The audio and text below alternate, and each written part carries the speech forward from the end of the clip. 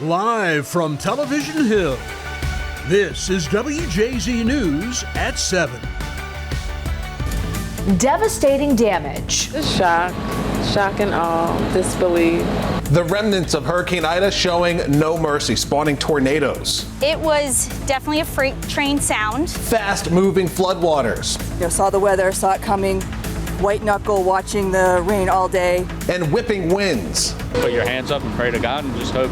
Anne Arundel County hit the hardest. Roofs torn off homes, power lines, and trees ripped from the ground. I felt like a bomb had exploded and just blown up everything. Now the painstaking cleanup begins. I'm Annie Rose Ramos. And I'm Rachel Carden. I'm Paul Gessler. And I'm WJZ investigator Mike Helgren. We're taking you inside the neighborhoods that took the brunt of this storm, talking to some people who lost everything and are just thankful they survived.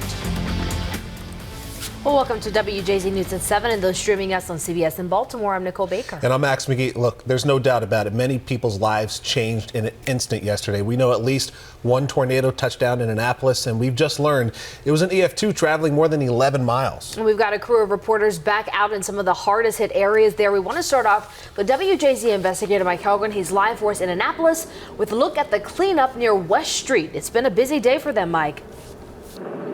It certainly has, Nicole and Max, and that EF2 tornado that had maximum winds of 125 miles an hour, just terrifying for people here. They're trying to get the power back on this street. A number of large power lines were damaged in this. We've also got Chopper 13 in the air. Some homes lost their roofs because of this storm, and people are still keeping up hope as the cleanup continues tonight. 2 police officers recovering tonight, shot while on the job. Our worst fears became a reality when shots were fired and 2 officers were hit. The suspect also dead as gunfire erupts in a quiet northeast Baltimore neighborhood. It was very loud and very disturbing. How the injured officers are doing, what we're learning about the suspect, and the new details in this still very active investigation. Hello, everyone. I'm Vic Carter. And I'm Rick Ritter. Now, this all started about 24 hours ago when shots were fired in Pennsylvania. Officials said the suspect was tracked down to an apartment complex right here in Baltimore. And around noon, a fugitive task force tried to serve a warrant and shots were fired. And minutes later, as you can imagine, this drew a massive response. Police descended on Radicke Avenue to find 2 of their own had been hit. We have team coverage tonight. Our reporters on the ground covering this story since it broke this afternoon. We began with WJZ investigator Mike Helgren. Vic and Rick, a violent broad daylight shooting tonight. Packing the polls, people across the nation are casting their ballots on this election day, and WJZ is closely watching the races that matter most to you. Hello, everybody. I'm Mary Bubala. And I'm Rick Ritter. You still have about 3 hours before the polls close, and one of the races voters in Maryland will decide who will be the next governor. That is right. WJZ has team coverage this election day. Devin Bartolotta is focused on voter turnout, while Ava Joy Burnett and Pat Warren are following that governor's race. And we begin with Pat, who's following Governor Hogan's campaign. Pat. Well, of course, the big question is, I'm Pat Warren reporting for WJZ. Pat, thank you. Ava Joy Burnett joins us now. She's following the Ben Jealous campaign, and like the governor, she's trying to get extra votes in these final hours. Ava Joy. Well, Rick, Ben Jealous live in Randallstown. Ava Joy Burnett for WJZ. Now, severe weather could impact voter turnout in some key midterm races up and down the East Coast. In a recent study, scientists at AccuWeather found on average 20% of change in voter turnout is based on weather. They also found Democrats are more weather sensitive compared to Republicans. So are voters in 18 to 24 and those over 65. Now, WJZ is live. Devin Bartolotta continues our election day coverage with voter turnout despite today's rain. Devin? I'm Devin Bartolotta reporting live for WJZ. Devin, thank you. Let's check in with Bob Turk, who is tracking the last of that wet Some blue weather. sky right here in TV. Just before the sun went down at 5 o'clock, unfortunately. We do have some sunshine, clearing skies happening to region tonight. Right now, you can see the bulk of the rain. Another race we're watching tonight, the hotly contested race for Baltimore County Executive. Yeah, since the unexpected death of Kevin Kamenetz, 2 men have been vying for the county's top spot. And Kimberly Eaton is following Republican Al Redmer. But first, we go to WJZ investigator Mike Helgren, who reports on Johnny Olszewski's campaign. Mike. Rick and Mary, live in Towson. Mike Helgren, WJZ. Well, thank you, Mike. Kimberly Eaton continues our live team coverage right now. She's following the Al Redmare campaign. Kimberly. Reporting live tonight in Baltimore County, I'm Kimberly Eaton for WJZ. If exercising your right to vote isn't enough to encourage you to head out to the polls today, what about free coffee, cookies, or alcohol? Hey, that sounds good to me. Here are some of the freebies you can get if you show your I voted sticker. 7-Eleven is giving away a free cup of coffee through its app. And you can get free chips and queso at California Tortilla or fries at Shake Shack.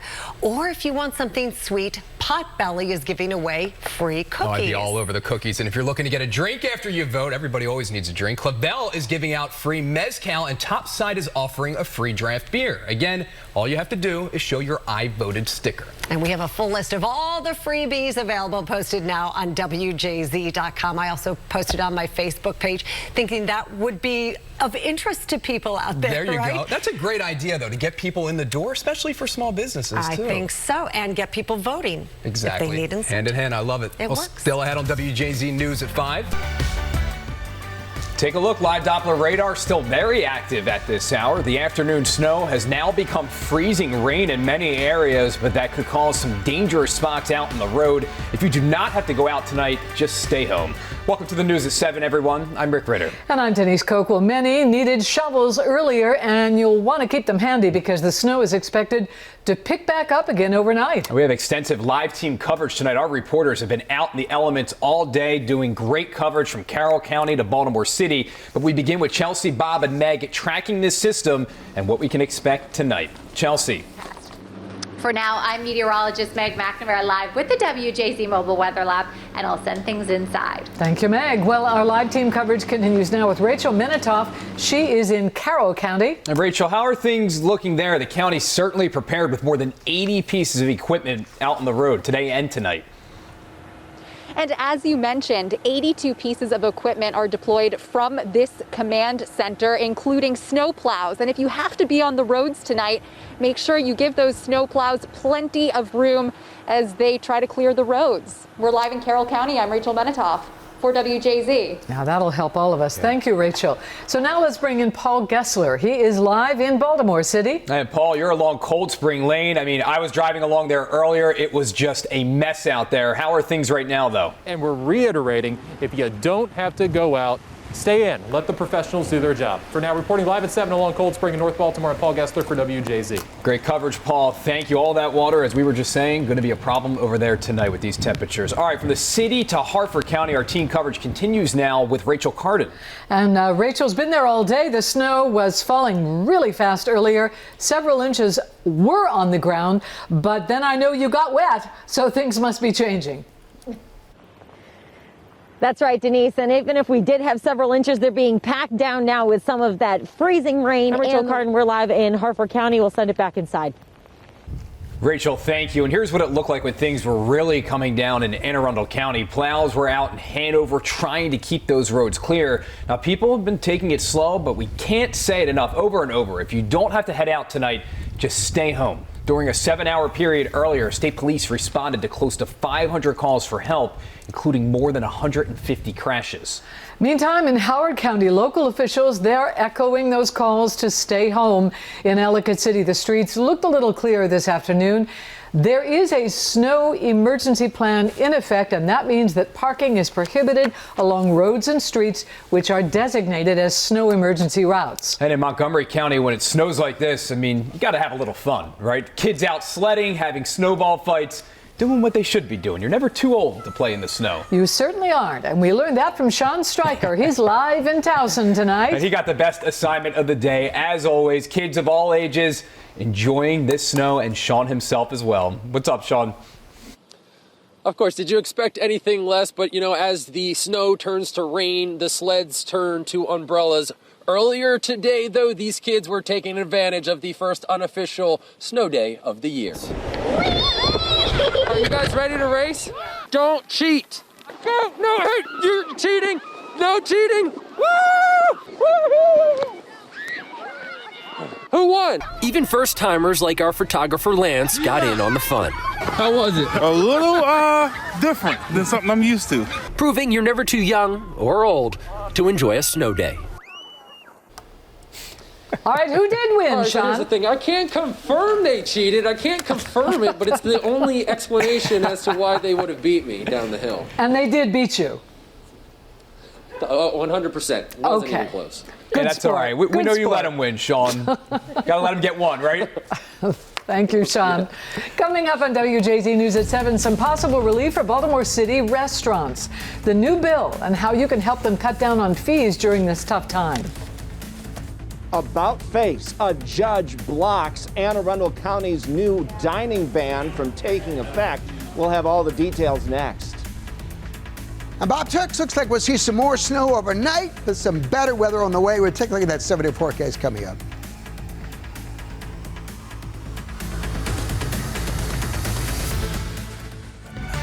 Protesting for change. Our city, just one place where people are taking to the streets demanding justice for George Floyd. Black Lives Matter! Black Lives Matter! I'm not out here for just myself. It's bigger than just me. It's for all of my brothers and my sisters out there. No justice! No peace! Most are peaceful, but after some tense moments this past weekend, police aren't taking any chances, working to make sure that everyone is safe. Are you ready, sisters and brothers? But as these crowds gather, another concern, COVID-19.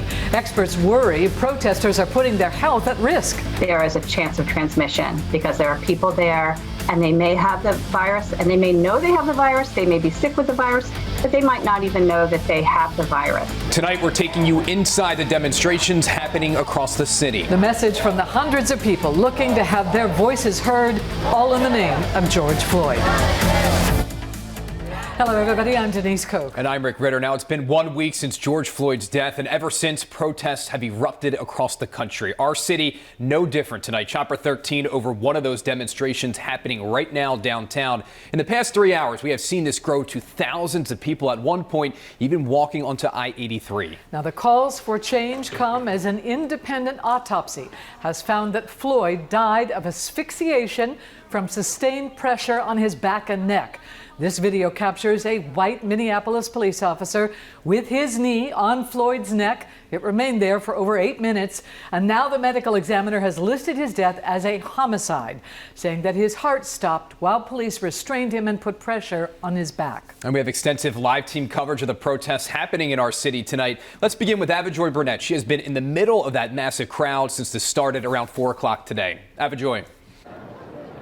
Rick, Denise, this thing has been going on for more than 3 hours now. We started at the convention center. Folks started gathering at 3:30, well before things were set to start at 4, and then we slowly moved through the city. I was conservatively saying there are probably hundreds of people here, but you guys are saying, based on the aerial views, that there could be thousands of folks here.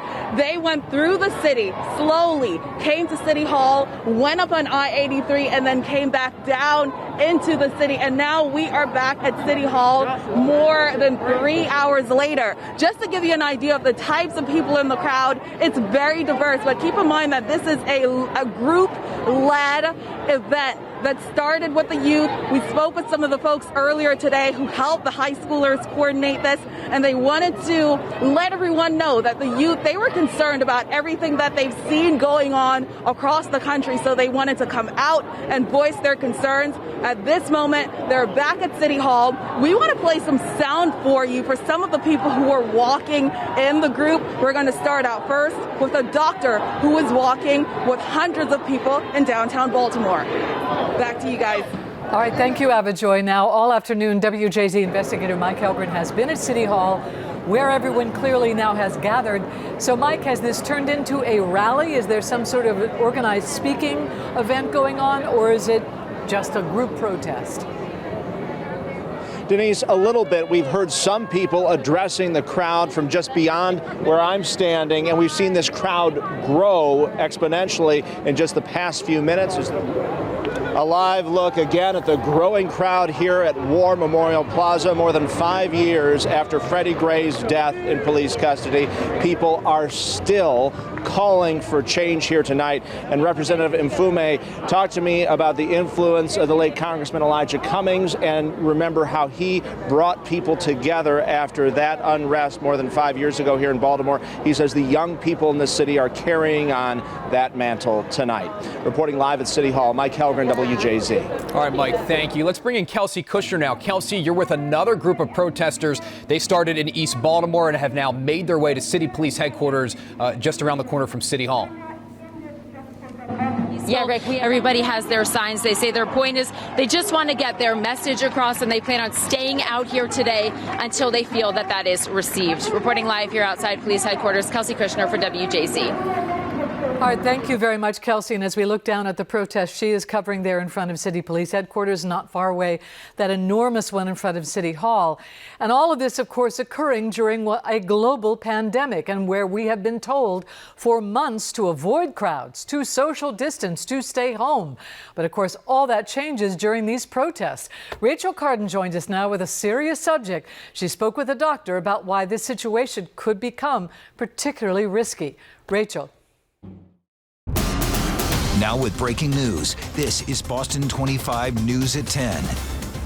And breaking now, a massive gas main fire burning in Roslindale. Crews have been on scene along Hyde Park Ave for at least 4 hours now, and those flames, they are still going strong. We know 3 workers were burned. They are expected to be okay. So far, no evacuations have been necessary, but the dilemma right now, crews are trying to avoid shutting the gas off and thereby the heat in homes in that area. Boston 25 News reporter Lisa Pappas is on scene right now gathering new information. A live update just ahead.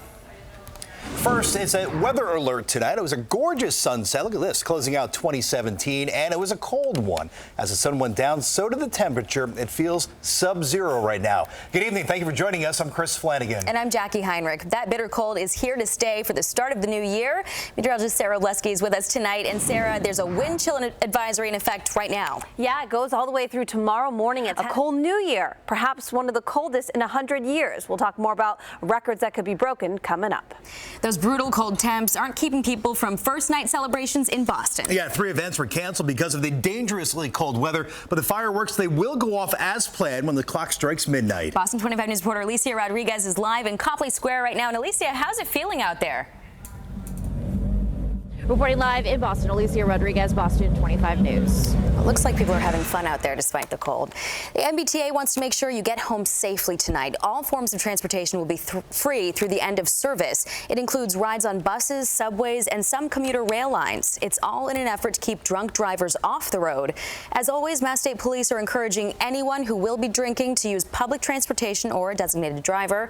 For those who will be driving, the 18 MassDOT service plazas hope to help you stay alert by handing out free coffee till 5 o'clock in the morning. No matter where you are, the weather is always as close as your smartphone on the Boston 25 News weather app. Get live radar and current temperature in your hometown when you download it for free. And breaking now in Roslindale, a gas main fire still burning after those intense flames sent 3 workers to the hospital. Those workers are expected to be okay, but firefighters are still working to contain that fire about 4 hours after it started. Boston 25 News reporter Lisa Pappas live along Hyde Park Ave right now. Lisa. Live in Roslindale, I'm Lisa Pappas, Boston 25 News. All right, Lisa, thanks. Well, new tonight, fun and cold and flames in Franklin. Firefighters had trouble knocking down a fire in the icy conditions. They were called out to Jordan Road around 10 this morning. A fire had started in the attic of this building. Firefighters found someone inside trying to put out that fire. That person was taken to the hospital for smoke exposure. The building was destroyed. The key cause of that fire is still under investigation, but fire officials believe it is accidental. This is our first look at the damage left behind by yesterday's massive fire in Brockton. Our cameras captured firefighters back on scene this morning as smoke continued to pour from that building. You can see charred remains, this building encased in ice. The flames broke out last night across from Brockton Hospital. Fire crews from at least 7 towns were called in to help put it out. The chief tells us this was a construction facility for woodworking, making this a tough fire to fight. No one was hurt, but the building was a total loss. And new tonight, a son got its parents safely out of their burning home in Stoughton. Firefighters were called to this house on Pine Street just after 10 this morning. They say the flames started in the basement caused by careless disposal of smoking materials. 2 people were taken to the hospital to be checked out. The Red Cross now working with that family to find a warm place for them to stay tonight. New tonight, a concerned caller leads Worcester police to a woman's bludgeoned body inside this home here. The alleged attacker was found hanging out at a nearby Dunkin' Donuts. Police say the victim and the suspect are related. Boston 25 News reporter Drew Caritas talked to neighbors who remember that victim as a loving single mother of 5. In Worcester, Drew Caritas, Boston 25 News.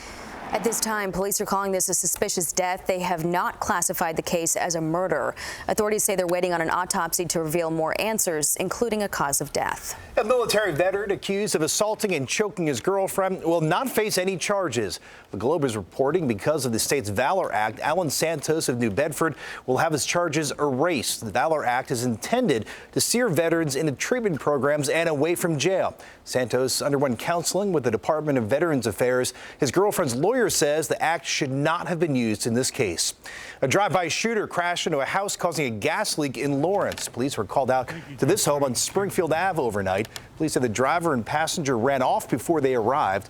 Officers discovered the car was leaking gas and evacuated nearby homes. Nobody was hurt. The police still have not found the suspects. Sheriff's deputies come under fire. The officers responding to a domestic violence call outside of Denver when a gunman starts shooting, killing 1 and injuring 4 others. Investigators say well over 100 rounds were fired by that suspect. That man has not been identified. Police say, though, he is known to local law enforcement. The suspect was shot and killed during a shootout with police at the scene. Those deputies who were hurt are expected to be okay. One witness described the deadly situation. Yeah, some people say it was like firecrackers. It was clearly definite. It was like an exchange of gunfire, and pop pop, and then pop pop pop pop, and then return fire. And it was just, you knew right away it was gunfire. The deputy who was killed is 29-year-old Zachary Parrish. He leaves behind a wife and 2 children. Well, a couple pays $1,500 for puppies online, only to find out the seller doesn't have any dogs. Now they're out of money and pets. The one thing you can do to protect yourself from scams like this. Plus, someone in New England is $1 million richer. Grab your Powerball tickets. We have last night's winning numbers. All right, but first, Pats win, clinching home field advantage in the playoffs. Up next, we're taking you to the coldest regular season game played in Foxborough in nearly 25 years. This is CBS 5 News at 6 with Michael Benny. Reporting a 2-family home on fire. You hear a female yelling for help. The porch collapsed on them, so they had to back out and find another way into the house. You got the front porch coming down at the Alpha Bravo corner. I've lived here for 53 years. I can't stop looking over there.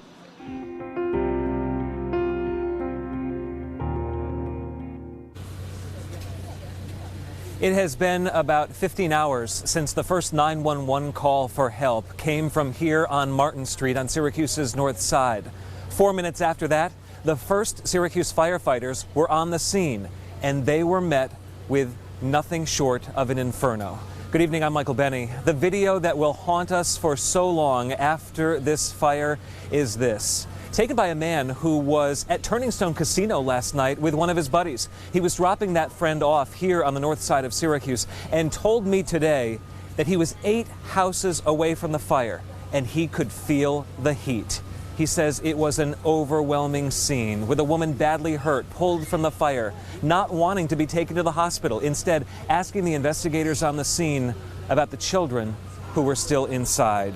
And as the sun came up and the work began of getting inside that house and doing the incredibly difficult and the incredibly grim work of bringing 6 bodies out of a second-floor window into a waiting ambulance, we learned from the fire investigators that the early word of some sort of explosion that neighbors say they heard, that in fact they have no evidence that anything inside that house blew up. Our team coverage will continue live here on Martin Street. Right now we'll get you caught up on the latest from Alex Dunbar. He's back on James Street with our coverage there. Alex.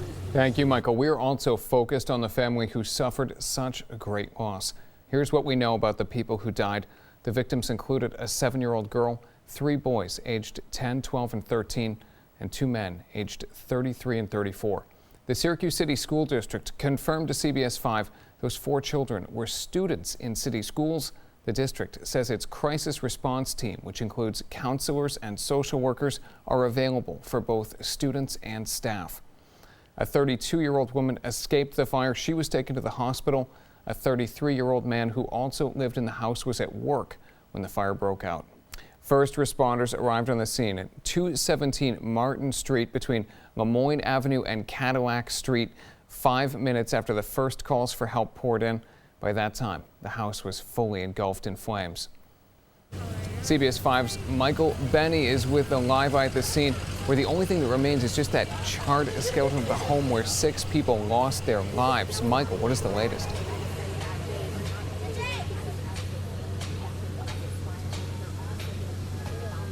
Alex, if the magnitude of this had not become clear throughout all of the daylight hours today, it is becoming clear when you're here on Martin Street as we start to lose the daylight. A man who lost his adult son in this house fire is here on the scene, seeing this for himself. He's being comforted by other adults. He's also being comforted by small children who are bringing him up flowers as he deals with his incredible grief. CBS 5's Brett Hall has also been, to some degree, on the grief patrol, I guess you could call it today, with the work of the investigators, both the Syracuse police investigators and the fire investigators, whose job it is to be here, to be in the thick of it, and also deal with incredible sadness. Yes, I mean, our first thoughts go to the family, but we often don't think of those who are on the scene first, which is the EMT, the firefighters, the police. And we're told that although many of them have done this for a long time, it does not get any easier. Earlier today. And Michael, you had the opportunity to talk to Sergeant Hack earlier. You saw his sadness as well as the police officers around him. And in those peer groups, they say it really is all about just getting the emotions out, because the next call could come in at any moment. Yeah, and let's hope it doesn't. Brett Hall, thank you with that part of the story. The other thing that is worth mentioning as we get to the dinner hour and then past the dinner hour this evening is the outpouring of support that is coming right here to Martin Street for the family so deeply affected by what happened here. Let us not forget that 4 children died in this house fire. They all attend Syracuse City schools. Earlier this afternoon, a mom who has a young daughter who was friends with the little girl who died in this house fire came here to bring a simple balloon. And I asked the mom why she and her child felt compelled to be here. And this is what she told me about being a parent when things like this, when bad things happen. I'm not going to shelter her. I'm going to be honest with her. Let her know anything like this can happen to anybody. Like, her question is, why did it happen to her? Why didn't it happen to somebody else? I think it's good for her to see the house and come to her terms on her own. Be able to see this as a real life thing. It's not just on the news that it happens. It happens to your friends, happens to your family, it happens right around the corner. You don't know why, it just happens. I mean, I want to take all the pain I can away from her, but I can't. So anything that's going to help, I'll do for her. CBS 5's Samantha German continues our team coverage. She's live here on Martin Street tonight with the perspective of the neighbors who are also so sad over this. Michael. Now, a lot of the neighbors that I spoke with say they're not only thinking about the family affected by the fire here today, but they're also thinking about the firefighters and the first responders who were first called to this tragic scene and just devastating scene here today. You know, I'm also reminded about another group that is at least on my mind now as I see people who have clearly been at the hospital visiting the woman who is so badly hurt. They're wearing, the badge that you get when you go into a hospital. It's the hospital staff who are also dealing with this too. It goes far and wide when we have a tragedy in our community like this. Samantha, thank you. As we continue our coverage here live on Martin Street on a Friday night in Syracuse, we're talking about the deep, deep ripple effect of this tragedy, including how the Syracuse City School District is responding and will respond down the road to children who knew the victims. This has been a hard day in Syracuse. Families hugging their children a little tighter after 4 were killed in a house fire on Martin Street. Their names haven't been revealed, but we do know they attended Syracuse City Schools. CBS 5's Michael Benny is live at the scene tonight. Michael? Yeah, good evening, Alex. We're actually in Martin Street right now. It is still blocked off to traffic. I want to take you over here because until now, this has been the memorial where people have been bringing some balloons. Now, the police have removed the crime tape and they are going to allow this group that's gathering over here on the right to get in to get a little bit closer to the house, and you see there are balloons that they are waiting to place in front of the house. So those folks are going to be getting to go up on the sidewalk where they're going to leave their trinkets and their remembrances to the people who died in this fire today here on Martin Street. Let's talk for a moment about the impact on the Syracuse City School District. The 4 children who were killed in this fire went to Syracuse City Schools. CBS 5's Sarah Beth Ackerman reports on that. Certainly a lot of tough conversations will be going on tonight between parents and their children as they understand and try to understand what went on today. So many tough conversations going on, and this is the first opportunity that we've had to get this close to the house. The boards are going up. The investigation is not yet finished, although police and fire crews do need to secure this for the evening. They're going to do that, but the work of figuring out exactly what happened here overnight certainly does continue, and our coverage will continue here on CBS 5 News. Now at 7, shock and grief in Northwest Baltimore. Just based off of what I saw, it's a disaster zone. It was bad. More than 24 hours after the deadly blast felt for miles, their search for answers is far from over. It appears that the issue is on the customer side of the meter. Family, friends, and neighbors left heartbroken and homeless as we learn more about the victims. But in the face of tragedy, neighbors turned rescuers worked with firefighters to pull 7 others from the rubble. And I screamed over to the firefighters, hey, he's over there, go get him. I'm Paul Gessler. I'm Rachel Menetaw. I'm Rachel Carden. And I'm Avajoy Burnett live here on the scene. We will have the latest on the investigation, the stories of heroes and survivors, and the people who are stepping up to help. WJZ News at 7 starts right now. Live from Television Hill, this is WJZ News at 7.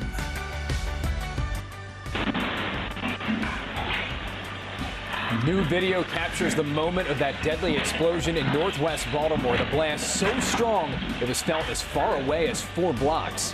Hello, everybody. I'm Rick Ritter. And I'm Vic Carter. 3 homes were leveled, several others damaged. Now, more than 24 hours later, investigators are still trying to figure out how this happened. A second victim was pulled from the rubble overnight. 7 others rescued and now recovering, some of those from critical injuries. We have live team coverage. Many of the same reporters you saw yesterday who were on the scene all day. We begin with Avajoy Burnett with what we're learning about the victims. Avajoy.